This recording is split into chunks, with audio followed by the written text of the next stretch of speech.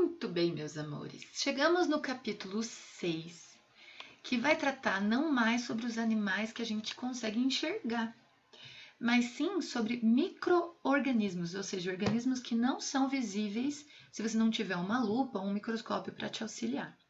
Eles são menores, muitas vezes, do que a sua célula. Então, nós vamos dar uma invertida na apostila e nós vamos começar com o vírus. Por que o vírus?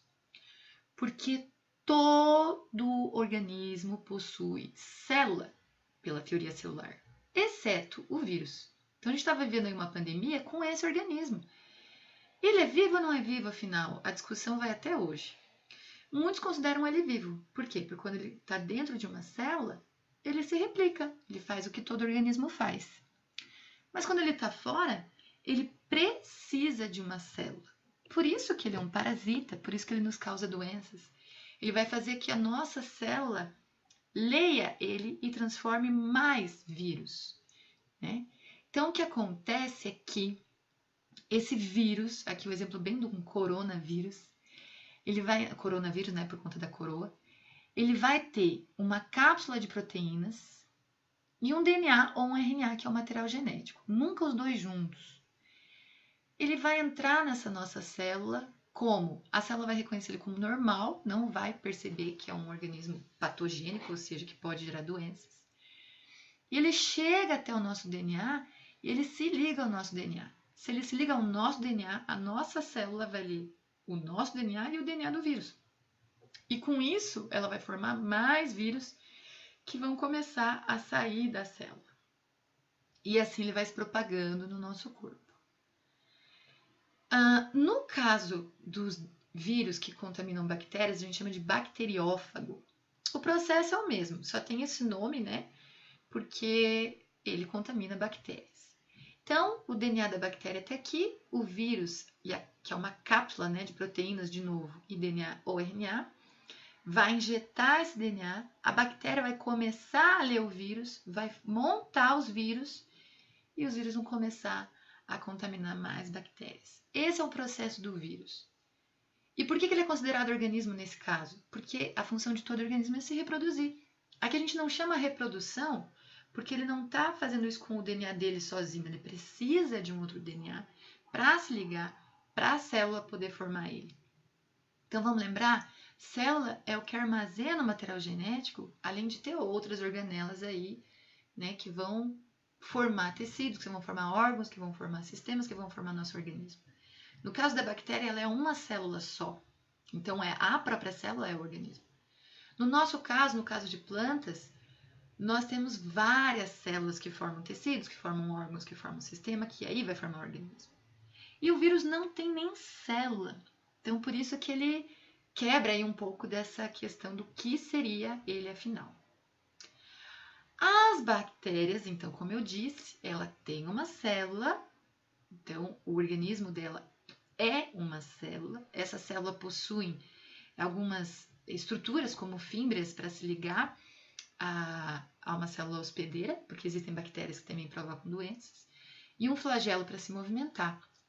Ela tem DNA, que vai formar RNA, tem membrana para separar esse DNA, mas não tem núcleo. Então, ele é chamado de procarionte, são os únicos organismos procariontes.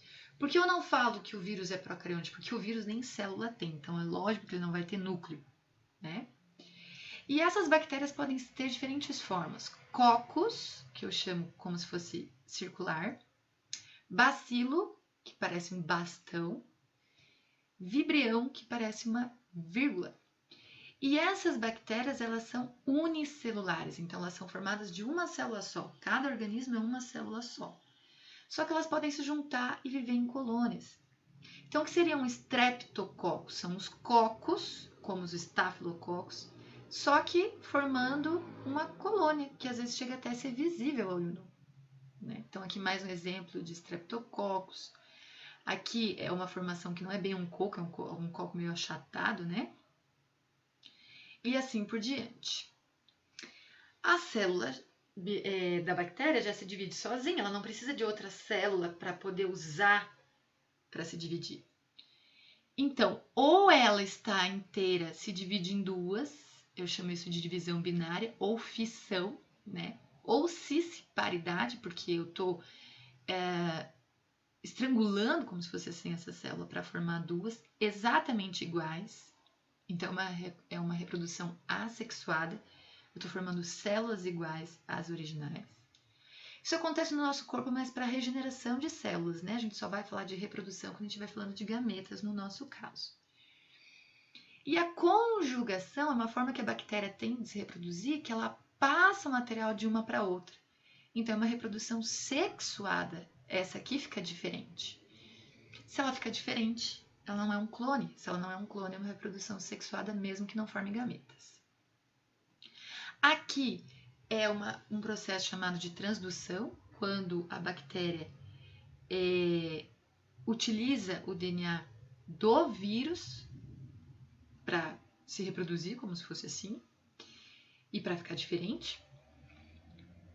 E aqui seria um outro processo, seria a transformação, que é quando a bactéria utiliza fragmentos de DNA no próprio ambiente. Então, ela também consegue ter essas reproduções de diferentes formas. Aqui é quando a bactéria precisa ou não de oxigênio. Então, existem bactérias que precisam muito de oxigênios. Olha aqui, A, B, C, D e E. Vamos ver. Então, aeróbios estritos. Aéreo vem de ar, vem de oxigênio. Então, eu só vou sobreviver se eu tiver oxigênio. Por isso que eu estou aqui na superfície, porque aqui profundo não vou ter muito oxigênio. O contrário é o anaeróbio. Anaeróbio não usa oxigênio. Eu faço, por exemplo, fermentação, né? Que é, no caso, quando a gente for falar de fungos, o que acontece para o pão crescer. Então, estritos, eu estou lá no fundo porque eu não quero ficar perto do oxigênio. Anaeróbios facultativos. Quer dizer, eu não preciso do oxigênio, mas se tiver eu sobrevivo. Então, ou eu vou usar oxigênio, ou eu não vou usar. Eu vou escolher conforme tiver meu ambiente. Microaerófilos. Mesma coisa, só que aqui, o contrário desse aqui é que aqui eu cresço mais quando eu tenho oxigênio, aqui eu cresço mais quando não tenho. E anaeróbios aerotolerantes, eu posso sobreviver em diferentes concentrações de ar atmosférico. É diferente desse aqui, porque aqui eu distribuo igualmente. É muito importante saber isso? Não, é importante saber o que é aeróbio e anaeróbio. Aeróbio precisa de oxigênio, anaeróbio não utiliza. Não utiliza, tá? Aí nós chegamos nos protozoários. O protozoário tem núcleo, veja só. Se ele tem núcleo, ele é eucarionte. Ele pode ter uma célula só ou várias, quando eu estou falando das algas. Então, protozoários são os organismos que não são autótrofos, ou seja, não realizam fotossíntese. E junto com as algas, eles formam o reino protoctista. Aqui nós temos o exemplo do protozoário que causa a malária. A malária é aquela doença